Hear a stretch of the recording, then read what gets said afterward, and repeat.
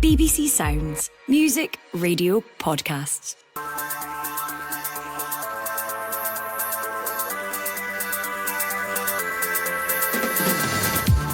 Hello, I'm David Currie and this is the Scottish Football Podcast. It's February the 24th, the day after Rangers dismissed manager Philippe Clement. So Rangers are in the market for a new manager. That's after parting company with Philippe Clement. The Belgian, who was under contract till the summer of 2028, relieved of his position after a 2-0 home defeat by St Mirren. Rangers, worth bearing in mind, 13 points behind Celtic in the league, out of the Scottish Cup, having already lost out on the League Cup this season. Rangers review editor Joshua Barrie and the BBC Scotland chief sports writer Tom English have joined me to discuss the Scottish Football Podcast. So Josh, the sword of Damocles, feeling all classical this morning, has dropped. The tipping point reached, however you want to describe it. Yet last week, the club's chief exec said Philippe Clement was the man to lead Rangers in the Europa League. That's all changed, not so much in a heartbeat, but with a 2-0 defeat by the Buddies. I think it tells you, David, just how bad it was at the weekend. And Patrick Stewart has communicated publicly that he was really reluctant to make this decision. There's quite a lot going on at Rangers. The talks of an expected takeover. They're in the market for a sporting director because there's a recognition that the infrastructure just is not there at the moment, and that will play a big part in getting the right manager next time round. There's a lot going on, and this external review as well. It's not an ideal time to sack a manager. What I would say is things got so bad on the pitch as of late that despite all of that, despite the fact that, as you say, Patrick Stewart has twice publicly reaffirmed that he doesn't want to make the call, he had to after Saturday. To throw a stat at you early, David, Rangers created, I think, 0.76 expected goals against St Mirren. And for people who don't like their expected goals, basically that's not good. This was a domestic template that was not working. And Rangers wanted to keep Clement in place for Europe because he's done well there. I think it was getting to a point where more harm than good was being done. And that's why they've made this call, despite, as you say, very publicly admitting that they did not want to make it before the end of the season. I had a troll through the newspapers this morning, Tom, and one subheading, I think, from the Daily Mail kind of caught my eye, and it said, John McGarry had written an article, and it said, the subheading was, "Once apathy replaced anger, his time was up." Do you think that's accurate? Well, I don't know. I think a lot of Rangers fans have been angry. I don't think you could look at it as apathy, but I haven't sensed much apathy. Apathy is kind of like disinterest in what's going on. I think Rangers fans are very interested in what's going on, and they're very annoyed and furious about the way their club is going right now. And you could hear that, you could see it. So. No, I think they're very engaged and they're very concerned about it. You know, Clement, this bizarre European football, good, domestic football, flaky. And it all kind of goes back to this. He didn't have the managerial, maybe, I don't know, nous to negotiate his way through these fixtures where teams were being negative against Rangers. That's how they played. They knew that they could upset Rangers by playing this low block. And in 10 games this season against, forget about Celtic, 10 games this season against domestic opposition, they failed to win. 5 defeats and 5 draws.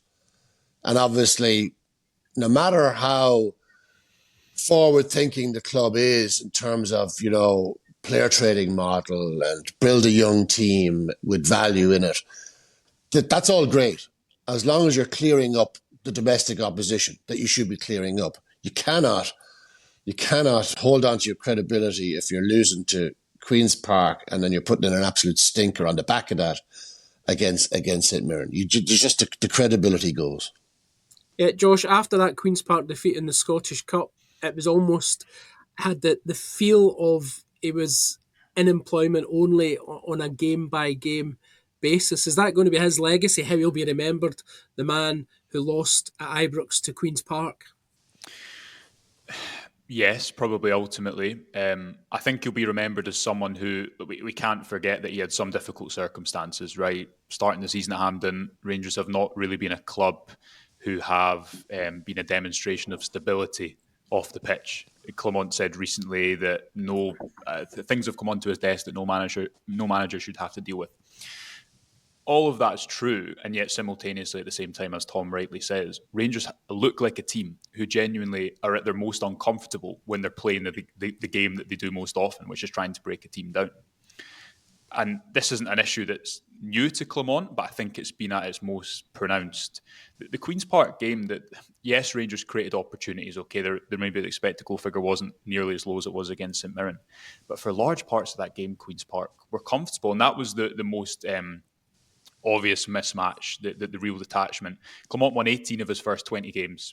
And actually, it's a year ago, almost exactly, that Rangers beat Kilmarnock 2-1 at Rugby Park. They'll obviously go to Kilmarnock in midweek 2. And on that night, it looked as if the trajectory is only going to go one way. Since the following weekend against Motherwell, when Rangers lost 2-1, it has been a succession of errors, and the record has completely fallen off a cliff. So, yes, Clement had difficult circumstances, but he also has far greater resources in the majority of the league to create a dominant team. Rangers were not a team under Clement that could dominate with the ball. They were a team who could set the tempo of a game off the ball, and that's why they looked good in Europe. He developed a plan against Celtic, which was effective in the League Cup final and was really effective at Ibrox. But when you gave Rangers a ball, like St Mirren did at the weekend, and they're very well organised, the majority of games Rangers face, and say, can you create space? Can you break us down? The answer was no. And ultimately, that's the game that Rangers play 60-70% of the time. There's a fundamental issue at the root of what he was trying to do, and at the root of what I think Rangers need to try and be successful domestically. Given the kind of paucity of that performance at the weekend against St Mirren, Tom, without resorting to a football cliche, no, with resorting to a football cliche, did it look as though the players not so much had down tools, but had kind of lost confidence, just weren't willing to put in that performance for him? I don't know. I mean, because we've seen this kind of performance before. It's not like this has just dropped out of the sky. We've seen this inability to handle those kind of occasions too often this season and towards the end of last season. So this is really nothing new. And it's not all in Clement. It isn't. No more that it was all on Beale, no more that it was all on Van Bronckhorst. This club is downsizing, right? We know that. The club is downsizing. They've also spent very badly in the transfer market. Danilo, Cortez, I think they're committed to 4 million. Josh might correct me on that, on Cortez. Cifuentes, Proper, Berami, if you want to go back a bit further, Lammers and Ben Davis. Fortunes, relatively speaking, spent on players who contributed next to nothing. Now, when you're Rangers and you don't have a lot of money, you can't afford all of these errors. So that's a lot of that is pre-Clement. So there's deep-seated issues here, as Josh says, sporting director. I mean, who's running the ship? You know, this club has been in a state of flux for a long time, and Clement. You know, the point I've made before is that if Clement's CV arrived on Rangers' desk right now anonymously, you'd say, "Wow, this guy's good. He's won leagues with different clubs in Belgium. He was mentioned in dispatches as a possible replacement for the Belgian national team manager. He's gone to another club, Rangers, and won a League Cup. He's done well in Europe. He's our guy." But he's not the guy, and you wonder who is the guy, given the state that Rangers are in with very little money. That you just have to get to the summer, panting and wheezing to the summer, and hope that the takeover gets through and they just kind of start again. Well, clearly, Joshua, they thought he was the guy in August when they extended his contract. Yes. As Tom rightly says, that you can't detach one thing from the other, right? You can't. The off-pitch impacts the on-pitch of a manager. Clement's appointment was led by John Bennett and James Bisgrove. Rangers moved away from the sporting director model to a football board. It's just been a mess because it's been constant change. Like the best idea in the world, in football and business, whatever it may be, it doesn't work if you constantly change it. And Rangers have been a club where the people, I would say, responsible there's been constant change, or those people have left the building. The CEO who appointed Clement, obviously James Bisgrove, is no longer here. And then people are left asking, well, who is accountable for this? On recruitment, I think it's just one factor in an overall picture. Rangers have also signed some really good players, and I think do have good assets. Where they've spent money, has that worked perfectly? I don't think it has. But you look at someone like Igaman and Chefty. I don't think you can look at many players and say Clement improved them. If you go back to when he was appointed, David, and you listen to the noises of what people were saying, they spoke about him being a winner. A line to come out of his interview that more than one person at the time spoke to me about was that his most important title in Belgium was not the first one, but the second one, because it showed he could win repeatedly. And I think that attracted Rangers. He had the leadership style that immediately did put out fires. I remember interviewing Connor Goldson in the training camp in La Manga last year, and he said, I believe the quote was, that the manager is something this club has required for a long time. Did he have all the infrastructure around him to help him succeed? No. But again, I think even if Rangers had been in a really stable environment, you'd have still encountered these issues that the football that he plays just wasn't suited to what Rangers face domestically time after time. And you get to a point where there's so many results as a Rangers manager, you just can't survive. There's been, the draw with Dundee United at home, loss away against Aberdeen. These were results that people expect you to lose your job off the back over. And it gets to a point where you think, if not now, when? Well, you mentioned Connor Goldson there. He was one of the players that was cleared out, if that's not too heavy-handed a way of putting it, at the end of last season. Tom, a lot of experienced players went out the door. Was change just too rapid? No, because I don't think there was an outcry when most, if not all, of these guys left. And I think there was a need to revive the team, to make it younger, make it more dynamic, make it more valuable.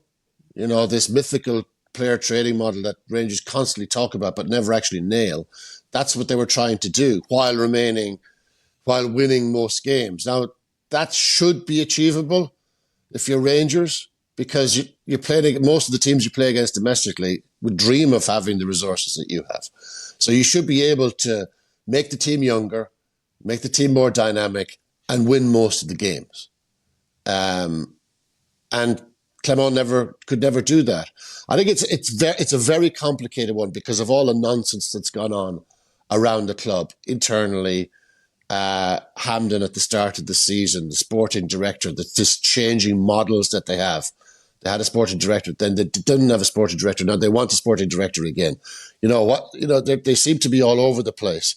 Transfer policy, yeah, Josh is right. They have signed some good ones, but they've wasted a lot of money. And also, obviously, it's Clement's job, or it was Clement's job, to affect things mid-game, to problem solve mid-game. He could never really do that. But then you kind of look to the players as well. At top teams, they have a core of players who can change it themselves, like Celtic have.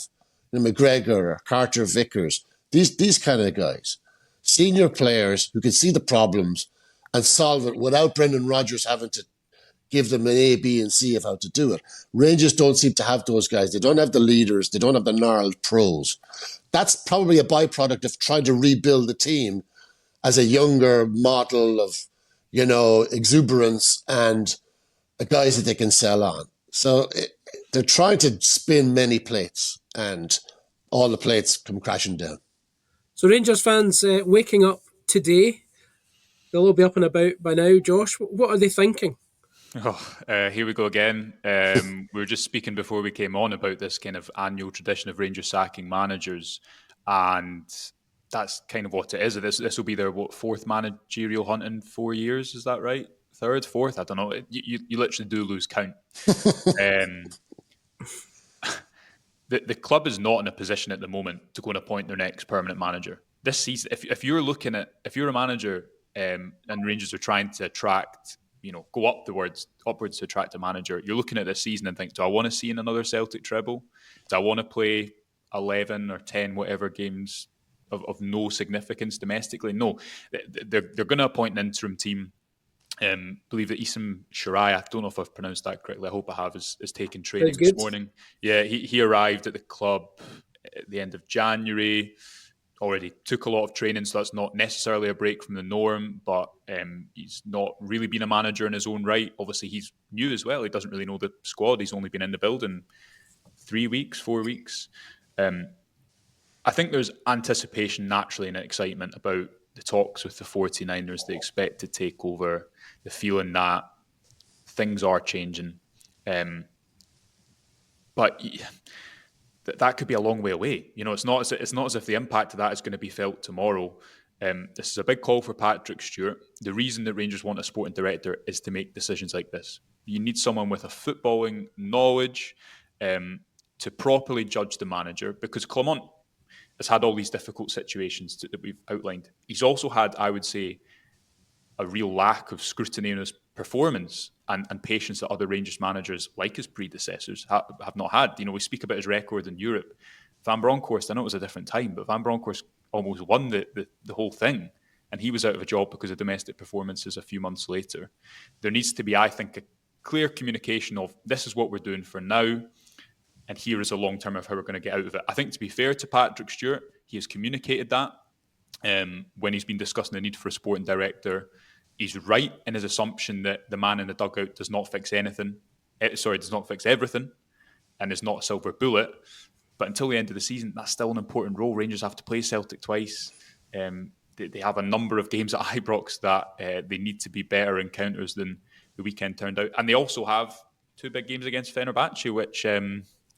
it's kind of on the back burner this morning, isn't it? But they could be hugely significant games, and they need a coaching staff in there that's going to be able to get more out of the squad, because I do think there is more to get out of the squad than you've seen in recent weeks. I think whoever it is, lads, whoever comes in as the caretaker interim coaching ticket, they just need to leave these players and this club in a better place. Just inch them forward by the end of the season. Get some confidence into these players. Like, the season is over, right? They're not going to win anything now, but they need to get some belief back, get some stability, get some belief, get these players feeling happier about themselves, get them more organised, and then if the new regime comes in, you'd imagine there'd be a new managerial regime would come in, so they inherit a group of players who are feeling a lot better about themselves then than they are right now. So normally one would expect the sporting director to play a role in the appointment of the manager, Tom, but there ain't one. There isn't one. Well, there will be, you would imagine. Well, I'm saying if this is a properly functioning club, if it's a properly functioning club, at some point soon there will be a sporting director appointed, then maybe regime change, and then there will be a new manager appointed very early in the summer by the sporting director. That's the way it should be. But Rangers need to have a really, I don't know, they're looking under the bonnet and finding out what's gone wrong here.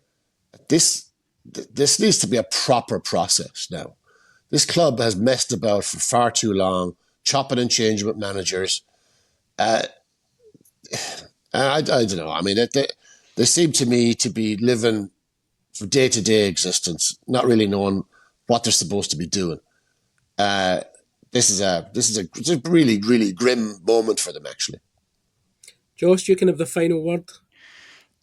Just that I think Philippe Clement is the latest in actually a long line of Rangers looking for the manager to be the silver bullet. And as they try to catch Celtic financially, that can't be the case. A manager is hugely important. Of course they are. But they have a habit of over-trusting them, whether that be Beale in terms of recruitment, Clement in terms of time and patience and leadership. I think in time, I'm sure he will speak in time about difficult circumstances that he inherited. They are true. Also, this was a domestic template. This was a story that was only really going to go one way. When you lose a game like that Queen's Park game as an Old Firm manager, there's not any lives left. And Rangers wanted to extend this out because of all that's going on. I think it got so bad that it couldn't. And now, as Tom says, you need someone who's going to make the place feel better about themselves, and this group of players going into a transfer window feel good about themselves, because, after some upturn in January, it's been a bad few weeks for them. We'll leave it there, folks. That's all we've got time for. Many thanks to Joshua Barrie, editor of the Rangers Review, and the BBC Scotland chief sports writer Tom English. Remember, we're here with new episodes of the Scottish Football Podcast bright and early every day, so to make sure you don't miss out, subscribe on BBC Sounds and have push notifications turned on in your phone. He was one of the most enigmatic owners in football. Can you describe Vladimir Romanov in one word? Mysterious. His roller coaster reign of Hearts had incredible highs. Hearts beat by 1-0. And remarkable lows. He fires the coach right there on the bus in front of all the team. So who was Vladimir Romanov, and where is he now? If you gave this storyline to a Hollywood filmmaker, it'd get rejected. Too incredulous. I'm Martin Geisler, and this is Romanov, Tsar of Hearts. Listen on BBC Sounds.